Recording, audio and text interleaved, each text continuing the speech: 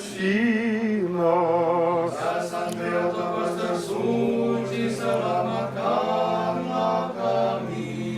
Святый великомучениче Дмитрий, моли Бога о нас.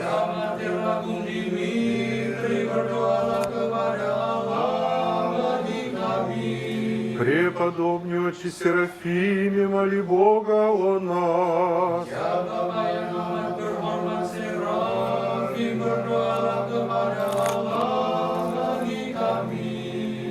Слава Отцу и Сыну и Святому Духу.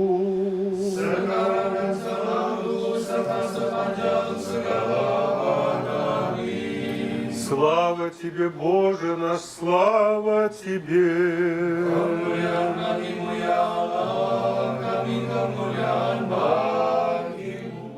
Di dalam nama Tuhan Yesus Kristus, Shalom Bishem Hamasya. Saya sekarang merasa bahagia. Ada anak saya yang lama sekali nggak datang.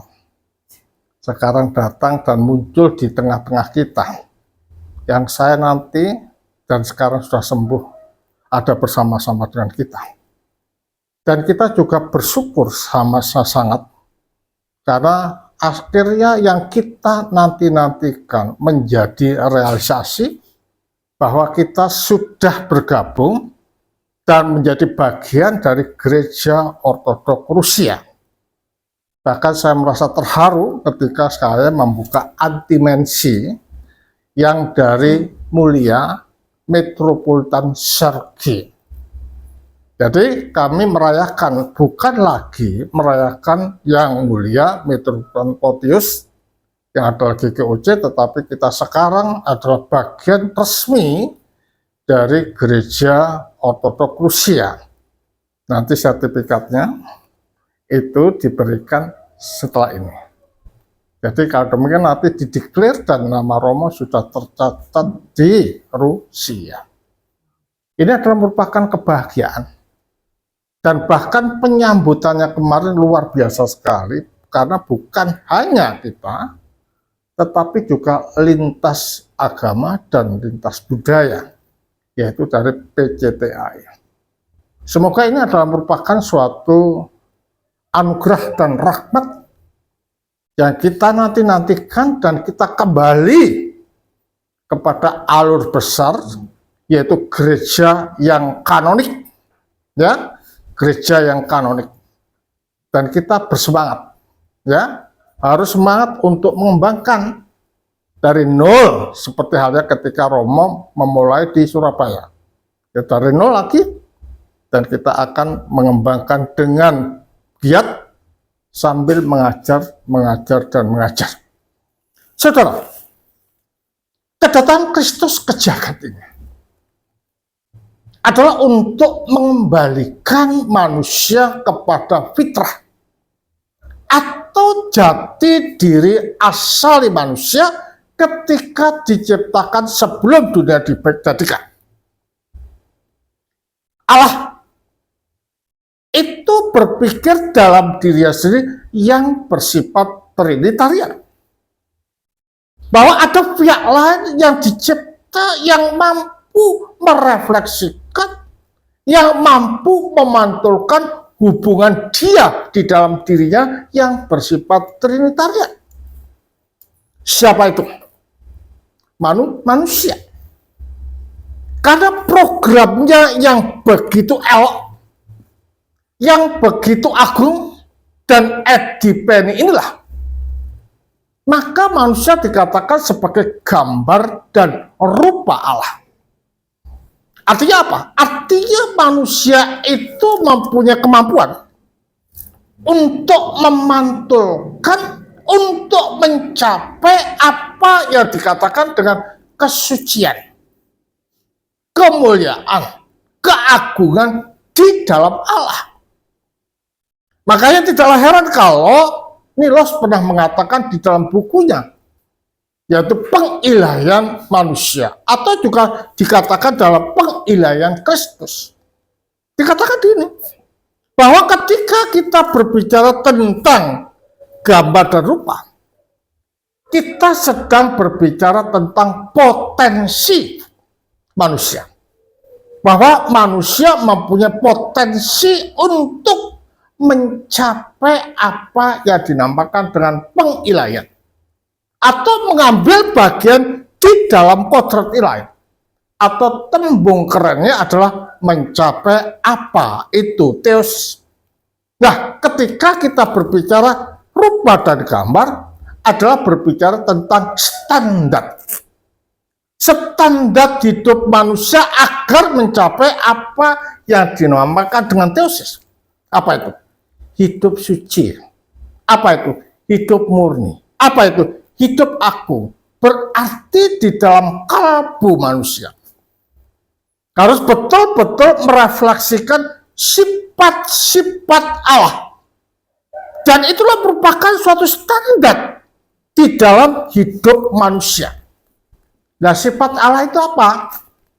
Ya kasih, ya kan? Ya peduli, ya kudus, ya tak bercacat, berarti tidak ada kemarahan. Loh, Romo, Allah itu marah. Marahnya adalah marah kudus, kalau saya katakan. Kenapa?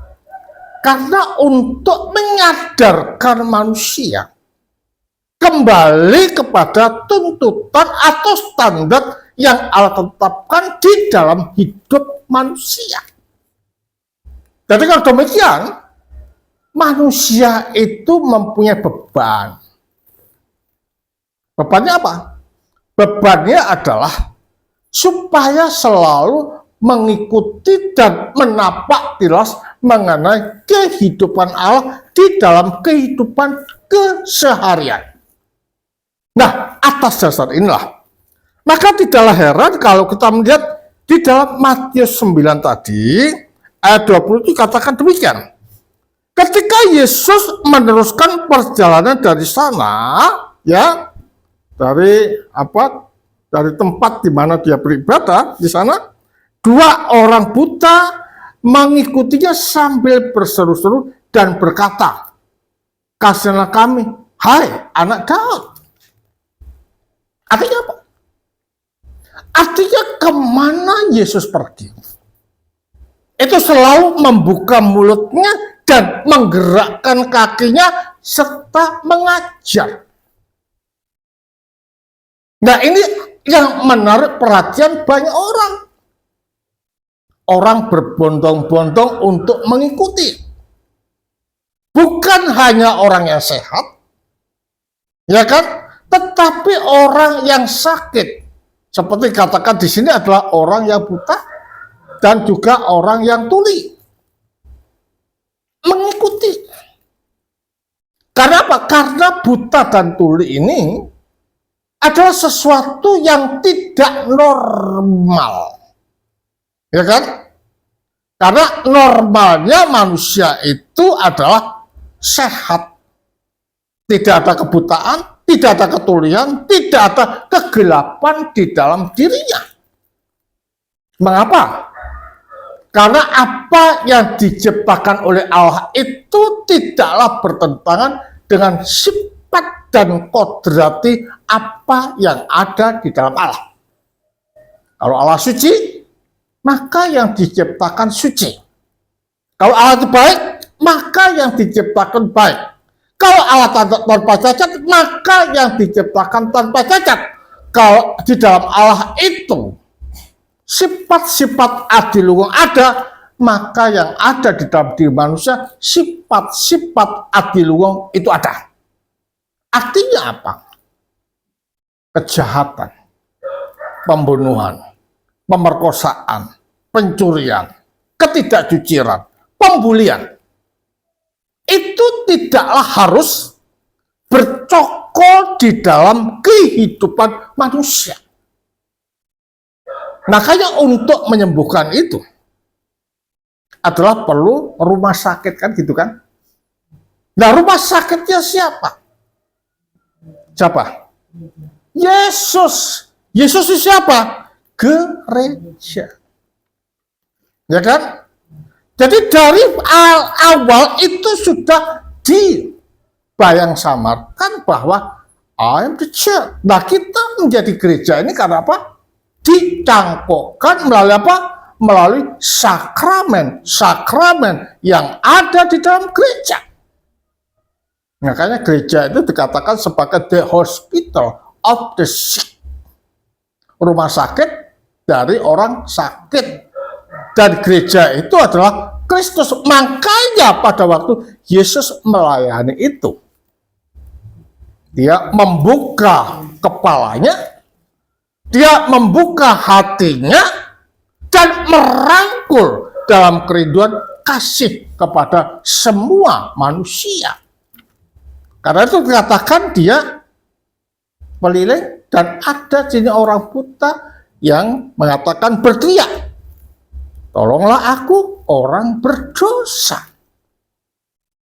Jadi kalau demikian, untuk menghadap Sang Khalik melalui firman-Nya, kita perlu apa yang dikatakan dengan humility, artinya kerendahan hati.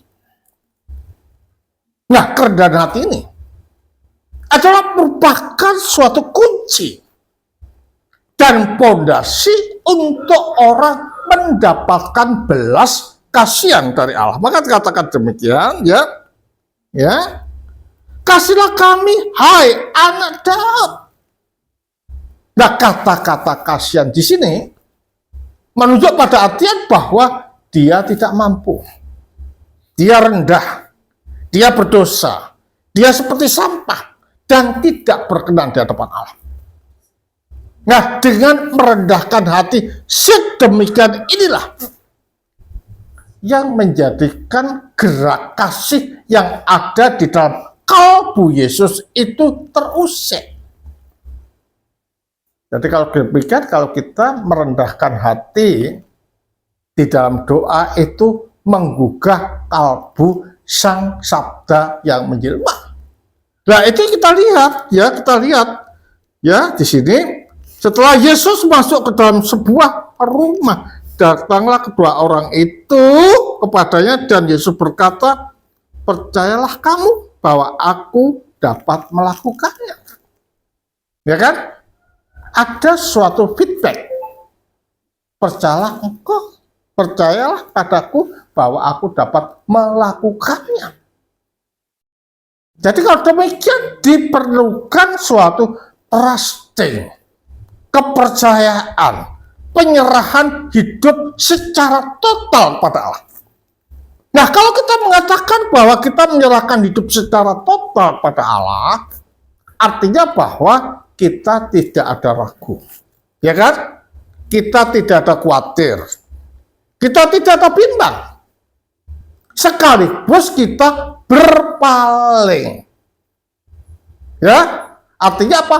Bertobat dari kehidupan lama menuju kehidupan baru, dari gelap menjadi terang, dari ketidakbaikan menjadi baik, dari tidak bijaksana menjadi bijaksana. Artinya apa? Artinya sifat-sifat Allah itu harus kita ikuti dan kita masuk di dalam kehidupan Allah. Nah, makanya untuk masuk dalam kehidupan Allah itu perlu apa? Kalbu yang bersih, pikiran yang bening. Jadi dari sini kita dapat melihat bahwa mengikut Kristus itu tidak semudah orang membalikkan telapak tangan, tapi perlu kalbu, perlu nus yang bening. Nah, karena itulah di dalam falsafah Jawa atau orang-orang mbah-mbah kita dulu ada perkataan mati sajroning urip. Nyata mati selama kita hidup. Mati dalam hal apa? Mati dalam sifat-sifat angkara murka, mati dari sifat-sifat jahat, sifat-sifat serakah, sifat-sifat dengki, sifat-sifat iri, dan juga keterkaitan dengan benda-benda jasmani. Bahkan para bapak gereja Jikalau kita terikat dengan hal-hal semacam itu, dikatakan kita sedang ingip-ingip. Apa ingip-ingip? Itu ngintip pada kematian dan jejak daripada setan. Nah, makanya kehidupan kita ini harus betul-betul mati sadurunge urip, dan ini juga ditekankan oleh para bapak gereja. Pada waktu kamu hidup, hendaknya engkau mati, supaya pada waktu mati engkau hidup. Nah, pertanyaannya adalah, apakah jagat ini salah? Apakah jagat ini tidak suci? Apakah jagat ini sudah tak berkenan di hadapan Allah? Para bapak gereja juga menekankan, bukan itu. Bukan jagatnya yang salah, tetapi your mind is mistake. Artinya pikiranmu itu yang salah. Pikiranmu itu yang tidak layak. Pikiranmu itu yang gelap. Kenapa demikian? Karena telah jatuh dalam dosa. Nah, makanya di sini perlunya apa yang dinamakan dengan pemanunggalan. Manunggal dengan apa? Dengan sang pemikir benar, sang suci, sang murni, dan sang mulia. Yaitu siapa? Yesus. Melalui apa? Melalui sakramen. Di mana? Di dalam gereja. Nah, makanya sakramen-sakramen yang ada di dalam gereja dan diselenggarakan oleh gereja itu bukanlah simbol, itu bukanlah lambang, tetapi realita nyata. Coba jawab, kalau seandainya sakramen dikatakan simbol, adakah pengharapan untuk selamat? Ada nggak? Nggak ada, ya kan? Apalagi kita meremehkan sakramen. Bahaya sekali di dalam kehidupan kita. Bahaya. Karena pengharapan untuk disucikan dan dikembalikan kepada jati diri asali manusia itu tidak akan menjadi realita. Nah, masuknya kita di dalam Kristus melalui sakramen yang terselenggara dalam gereja inilah yang menjadikan kita melek. Ya, melek untuk selalu hubungan dengan Allah, melek untuk berdoa, dan melek untuk berbuat baik. Karena apa? Karena kita masuk di dalam terang ilahi, di mana Roh itu akan menuntun kita kepada apa? Kepada kesucian. Kepada apa? Kepada jalan-jalan Allah. Kepada apa? Kepada anugerah kasih ilahi. Jadi kalau demikian, dari sini kita dapat melihat bahwa kekristenan itu kebatinan loh. Benar nggak Pak Roni? Kristen itu kebatinan. It's not just to know the word, but we have to translate that word in our heart. Kita tidak hanya ingin melihat kata-kata, tetapi kata-kata yang ada di dalam Alkitab itu harus diterjemahkan di dalam batin dan di dalam kalbu. Mengapa sekarang banyak orang ortodoks yang melenceng juga? Karena apa? Dogma ini hanya di sini, di otak, tetapi tidak diterjemahkan di dalam kalbu. Sehingga dengan demikian tidak bisa mengubah mentalitas, tidak bisa mengubah perilaku, tidak bisa merubah menjadi bahwa pikiran kita adalah pikiran Kristus, cara pandang kita adalah cara pandang Kristus, kehendak kita adalah kehendak Kristus, dan tindakan-tindakan kita adalah tindakan Kristus. Makanya ketika kita membaca Alkitab, sisi inkarnasi itu harus kita kedepankan. Apa itu? Yang kita lihat, tulisan ini adalah sisi kemanusiaannya. Tetapi di balik apa yang kita baca, ada sisi rohani, dan itulah Kristus. Dengan demikian, Alkitab atau kitab suci yang kita baca ini adalah betul-betul bisa merubah mentalitas kita, pikiran kita, kehendak kita, dan hidup kita. Makanya membaca Alkitab tidak bisa seperti membaca koran, ya kan? Harus doa. Nah, dari sisi inilah tadi saya gremeng-gremeng sama siapa? Sama Mas Widi. Sama siapa? Sama yang lain. Bahwa Romo ingin membangkitkan bahwa tiap hari nanti, ya hari Senin sampai Sabtu, ada sembahyang pagi dan sore. Seperti orang-orang sebelah kita, pagi dan sore itu akan kita bangkitkan, dan kita menghidupi kehidupan monasteri.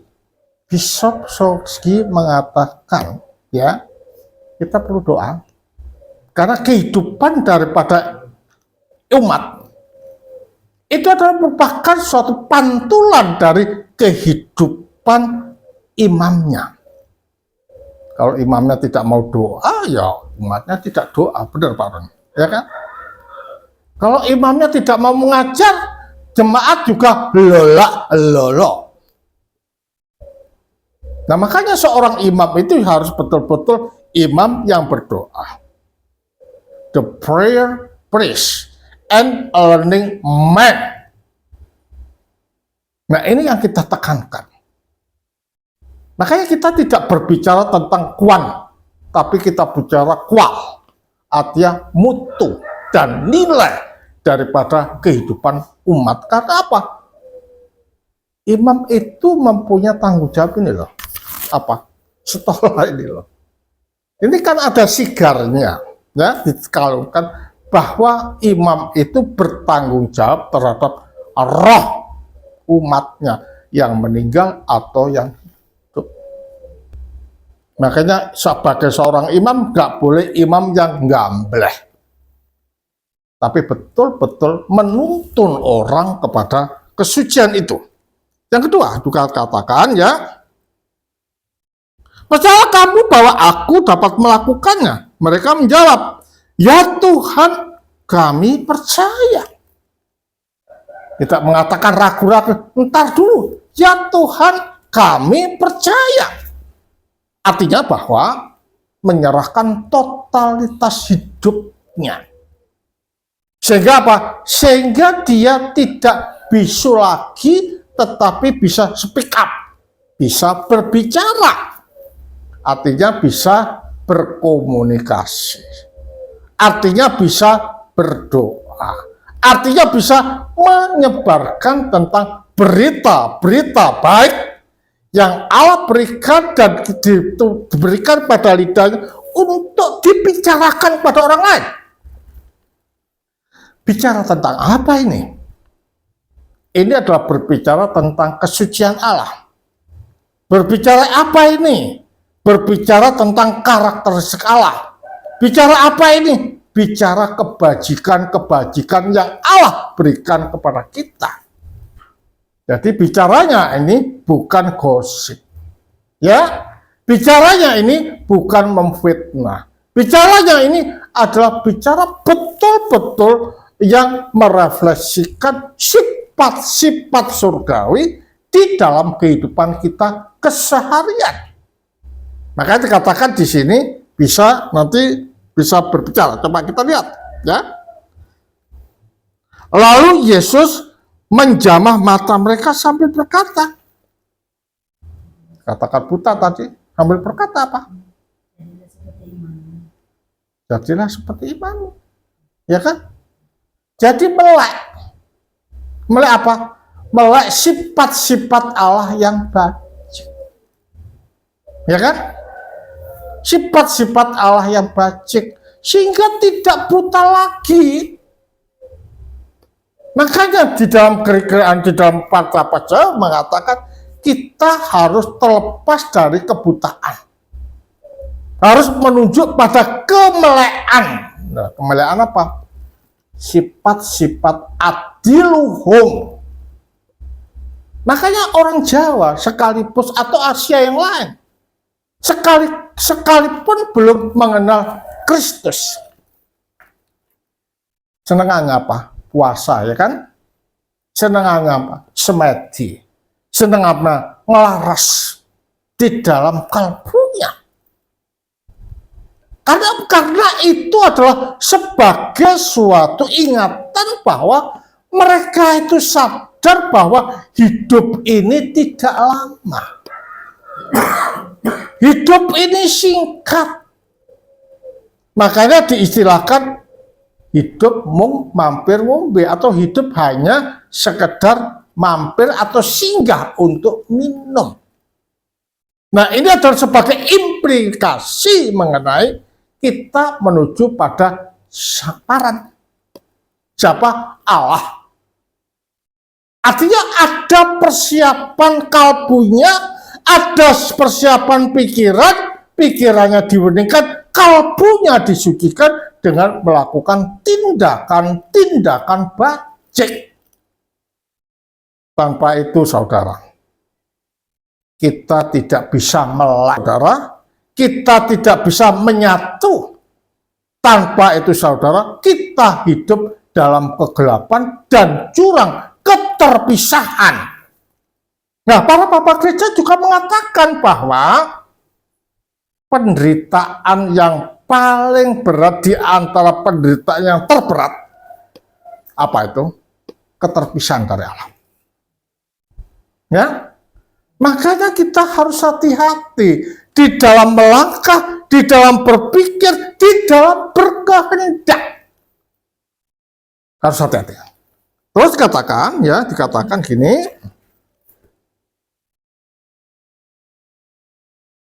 jadilah kepadamu menurut imanmu, maka meleklah mata mereka.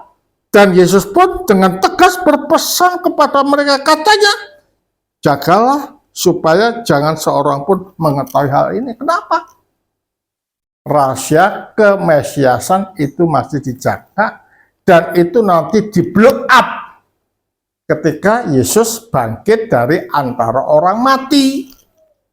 Bahwa Yesus ini bukan orang biasa, tetapi ia adalah the real man, but in the same time the real divine. Dia adalah betul-betul manusia, tetapi pada waktu yang sama dia adalah betul-betul ilahi. Maka dikatakan bahwa ada suatu kebimbangan dari banyak orang ketika kita berbicara Tritunggal Maha Kudus. Pusing ya bicara mengenai 1, 3, 1. Tetapi Athanasius dan para bapak gereja menjelaskan itu tidak pusing. Ya kan? Tetapi tanpa itu memang Tritunggal ini adalah bersifat yang sifatnya itu dipantulkan di dalam kehidupan manusia. Saling berbagi, saling mengasihi, makanya manusia dikatakan sebagai makhluk sosial. Makanya kemarin saya Roma katakan, orang pelit itu masuk neraka. Kenapa? Karena tidak berbagi. Istilah tembung kasarnya seperti itu. Karena Allah di dalam dirinya sendiri adalah berbagi. Inilah yang dimaksud dengan ortopraksia. Juga dikatakan, maka meleklah mata mereka dengan tegas berpesan, janganlah seorang pun mengetahui hal ini, tetapi mereka keluar dan memasyurkan dia di seluruh dunia. Ayat berikutnya, sedang kedua orang buta itu keluar, dibawalah kepada Yesus seorang bisu yang kerasukan setan. Setelah buta, orang bisu. Ya, orang buta itu pasti tidak bisa melihat. Akhirnya bisu kalau gitu. Ya kan? Nggak bisa ngomong. apa yang diomong dan mereka tidak mengerti mengenai kebajikan kasih yang Allah berikan kepada manusia. Nah, karena itulah maka di dalam Roma tadi dikatakan, ya, kita harus yang kuat mengasihi yang lemah, yang rohani dan gagah pidekso di dalam cara berpikir, di dalam cara menjaga kalbunya, itu menolong yang lemah. Ya, coba kita lihat di dalam tadi di dalam Roma 15. Kita yang kuat wajib menanggung kelemahan orang yang tidak kuat, dan jangan kita mencari kesenangan kita sendiri. Tidak boleh. Kita harus berbagi dan kita harus merasa bahwa kehidupan mereka adalah kehidupan kita. Karena apa? Satu esensi di dalam kemanusiaan. Berarti kalau demikian kita ini tidak boleh ego. Apalagi kita mengerti mengenai ajaran. Berbagi. Merasa bahwa penderitaan mereka adalah penderitaan kita. Kelemahan mereka adalah kelemahan mereka. Kita. Kebahagiaan mereka nanti juga kebahagiaan kita. Berarti kalau demikian manusia itu memang betul-betul refleksi pantul dari hubungan Allah di dalam dirinya sendiri yang bersifat trinitarian. Juga dikatakan, setiap orang di antara kita harus mencari kesenangan sesama kita demi kebaikannya untuk membangun. Jadi tidak bisa terpisah dari yang lain. Makanya kita ini sekarang kita mulai belajar untuk ikut hanggar beni urupe sapodone wong. Ya, kita ikut memiliki hidup sesama kita. Sulit ya, termasuk. Sulit. Dan itu akan menjadikan kita sebagai manusia yang utuh. Bahkan para bapak gereja juga menekankan kalau kita ini hanya berbicara tentang hidup kita sendiri. Kita tidak dikatakan sebagai manusia yang utuh, tetapi kita dikatakan sebagian manusia. Kalau sebagai manusia kan masih terpisah, terpecah. Dan itu akhirnya karakternya juga terpisah dan terpecah. Ya, terus karena Kristus juga tidak mencari kesenangannya sendiri. Anda saya Kristus ya, tidak mencari kesenangannya sendiri, tetapi seperti tertulis ya kata-kata cercaan mereka yang mencerca engkau sebab mengenai aku. Jadi siapakah yang dicerca sebenarnya masuk di dalam kehidupan Kristus? Mengapa? Nah, pertanyaan kan mengapa kan? Karena Kristus adalah sang manusia, sang utuh manusia. Mengapa dikatakan sang utuh manusia? Karena daging yang dikenakan oleh Kristus itu adalah totalitas daging kemanusiaan kita. Masa lampau, sekarang, dan yang akan datang. Ketika mereka itu mencerca kamu, padahal kamu adalah merupakan bagian anggota tubuh Kristus, maka otomatis telah mencerca Kristus. Ya kan? Makanya be holy dalam kehidupan kita, sucilah kita. Jadikanlah kita suci, diri kita suci, supaya orang itu bisa melihat kita.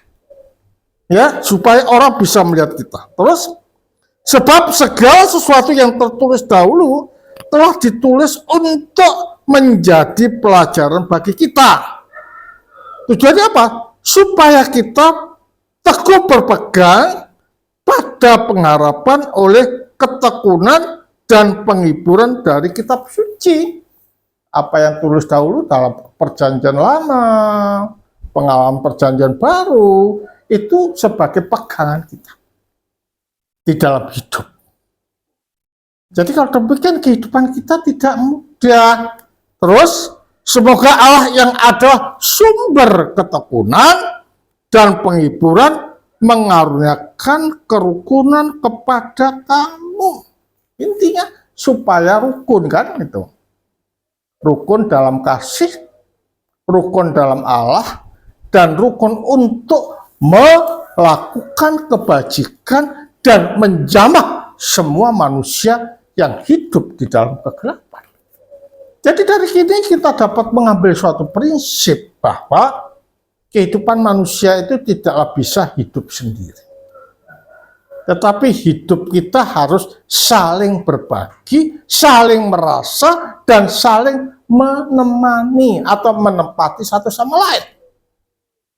Kehancuran kita dan keterpisahan kita itu akan terjadi jika kita tidak mengasihi manusia. Tetaplah saling mengasihi, tetaplah peka, dan saling merangkul di dalam rahmat ilahi. Kemuliaan bagi Sang Bapa, Sang Putra, Sang Roh Kudus. Tuhan memberkati kita semua. Amin.